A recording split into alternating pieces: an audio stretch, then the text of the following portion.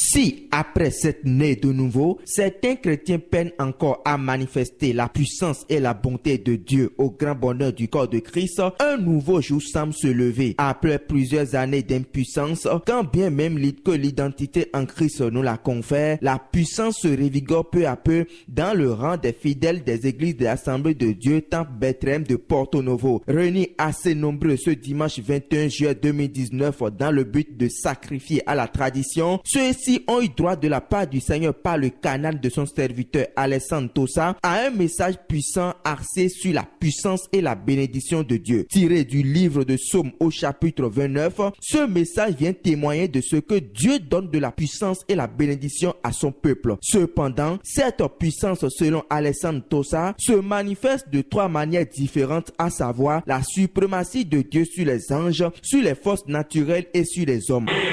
Il a montré la suprématie de la puissance de Dieu dans trois domaines.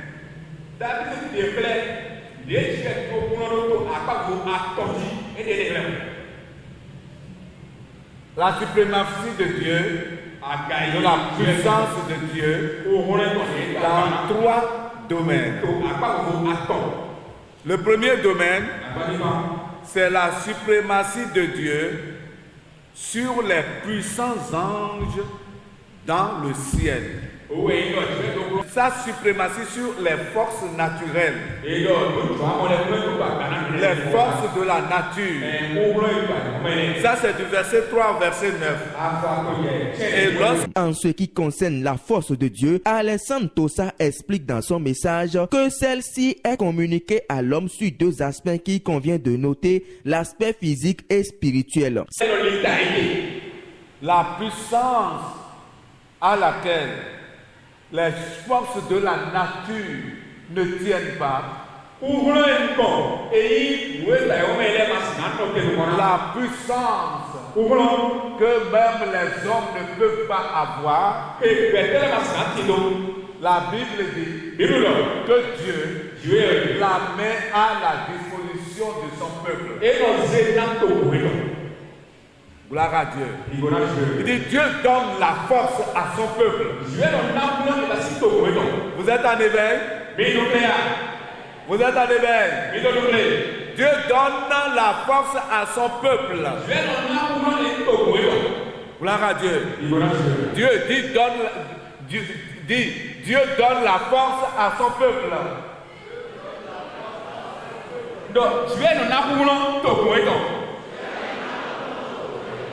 Dieu donne la force à son peuple.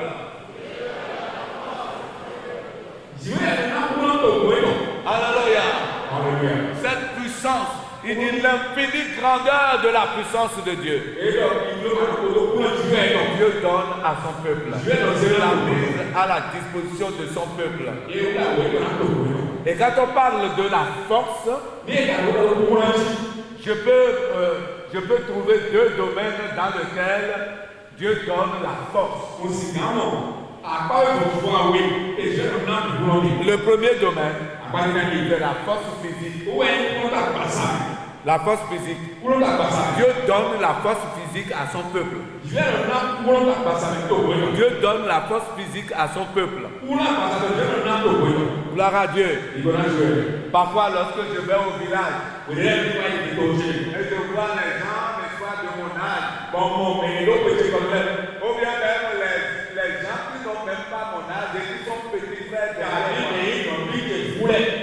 même encore petits frères, si vous les voyez, vous allez dire que ces gens-là sont mes grands frères. Ils sont mes grands frères de loin.